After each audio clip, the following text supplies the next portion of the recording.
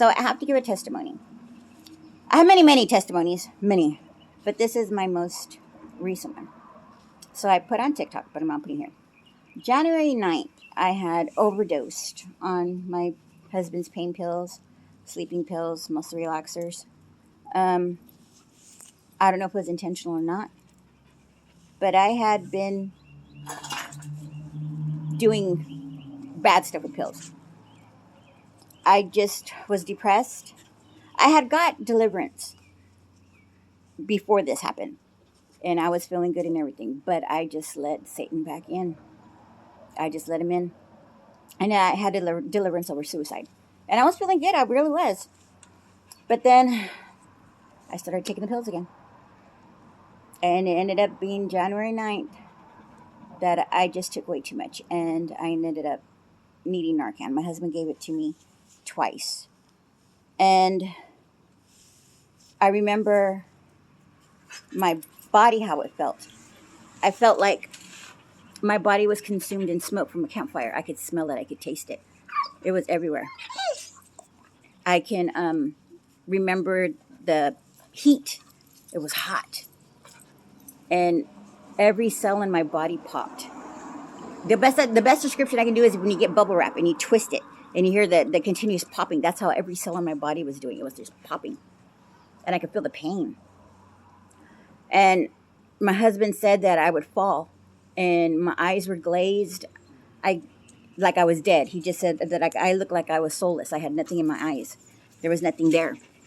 And I can agree to that because when I was out, it was complete darkness. It was a darkness I've never experienced before. It was, I don't know how to say it, black, dark. But I still felt the pain, and I heard the popping and feeling the popping. And I remember coming to, and my husband's like, stay with me. And I'm like, I'm trying. And I'd fall out again. And then I'd come back. And then I told him, call 911, I'm dying. Now, I went to EMT class. And they said that your body knows when it's dying. That your body will tell you. It'll let you know that it's the last moments of death. And my body was telling me I'm dying. And I can remember telling my husband, I'm dying. And I can hear him talking to the 911 dispatcher. And I can hear her saying, is that her screaming? Why is she screaming? To me, I wasn't screaming. I was just talking regular, like I am right now. That's how I felt I was talking. But I can hear, why is she screaming? And then I would go out. And he had given me 2 Narcans, and it felt like it was hours. But my husband said it was even less than 3 or 4 minutes that the police were there. And he said the police officers were just standing watching me like they didn't know what to do. And he says I was twisting and I was turning and I was rolling all over the floor. I don't recall any of that. And he said that I was telling Jesus, I want to live. That I was telling God, I want to live. And I don't remember any of that.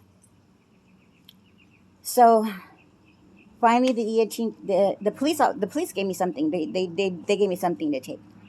So I had 2 Narcans, and I had something else that the police officer had gave me. And then I ended up being in the ambulance, and I was hallucinating. I thought I was just dreaming, but I was hallucinating. And then I don't remember anything else. I was out, and I can hear the EMTs telling me, the paramedics telling me, stay with me. And I remember waking up in the emergency room. Now, that experience is totally, wow. It was at St. Agnes Hospital. And I remember my husband being there. And they had me sign the paper for Medi-Cal because we don't have any insurance. So I remember I needed to sign it, so I was signing it. And then my husband was gone. And I remember I had to turn over. And the nurse is telling me, why are you moving? Why are you turning over? And I said, because it hurts.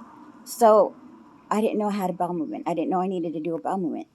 So I had a bowel movement. The nurse, little skinny Mexican girl, pretty, but she ended up, when I turned around, because I was laying on my side, she punched me in my lower back. because I believe I pooped myself. So she punched me in my lower back. I really couldn't feel it, but I felt the pressure. And when I turned around and looked at her, she had the audacity to hold up that little blue tray, and she's like this, waving it like this, showing somebody across the room. And then I just looked at her, and I was starting to turn again, and then she goes, "Oh, what are you doing?" I said, I'm trying to adjust myself." And she goes, "Well, maybe you shouldn't have went to the wrong drug house." And I was like, okay. She obviously has had a little bit of this issues or something. And I remember there was another male nurse. He was just looking at her, and they were laughing. They were laughing at my situation that I was going through. So then that was that. Then they ended up just pushing me against the wall. And there's two nurses there that I loved. One was Erica, and I can't remember the other girl's name, but they were just the sweetest little things. The one, Erica, a little short Hispanic girl, she seen that they had did the IV wrong, and it was swollen and it was bruised. And she looked at me, and she goes, "Did they do this?" She goes, "What's going on?" And she goes, "Did they clean it?" I go, "Well, they put the solution in there, and I told them it hurt, and they just continued to put the solution and walked away." So she got upset. She took that IV out and reset another IV for me, which I was thankful for.